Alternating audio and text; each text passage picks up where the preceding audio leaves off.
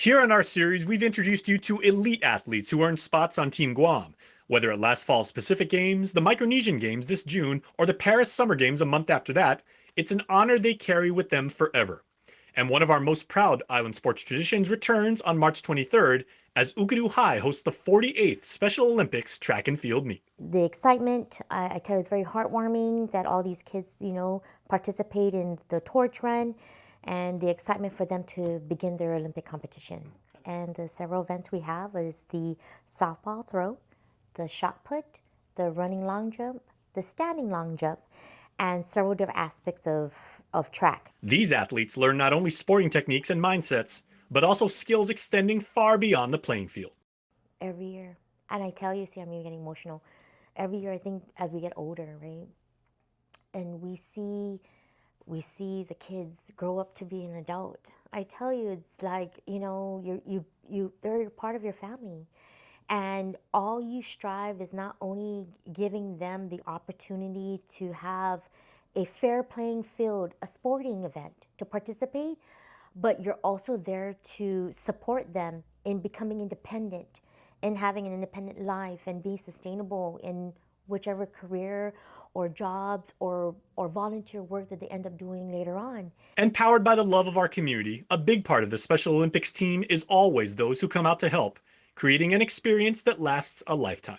So we get over throughout the day and the setup and breakdown, I think over 3,000 volunteers. People don't realize that just the setup alone, we really are, in need 100 volunteers just to set up.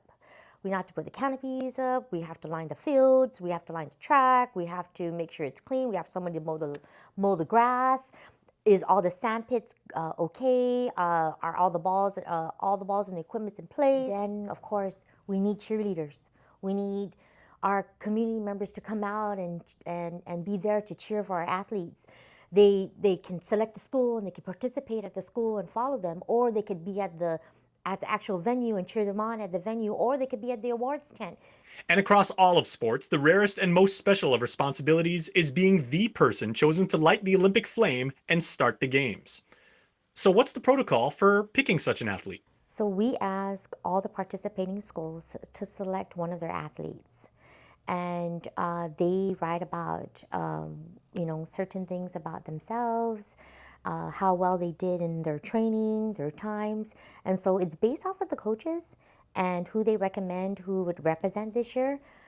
We don't necessarily choose the same person. That someone else new will always have their fair share of time to light the Olympic torch. But the honor that everyone shares, competitors, coaches, family, friends, and volunteers alike, is being able to recite in unison the oath of athletes. We tell everybody to raise your right hand, and we always say, let me win, but if I cannot win, let me be brave in the attempt. I guarantee everybody is 100% winner. So please make plans to show up and support, volunteer, and cheer on Guam's Special Olympians. It's always a positive time. We cry because it's just so heartwarming, and seeing the kids very excited about it and knowing that, okay, this is it, this is our start.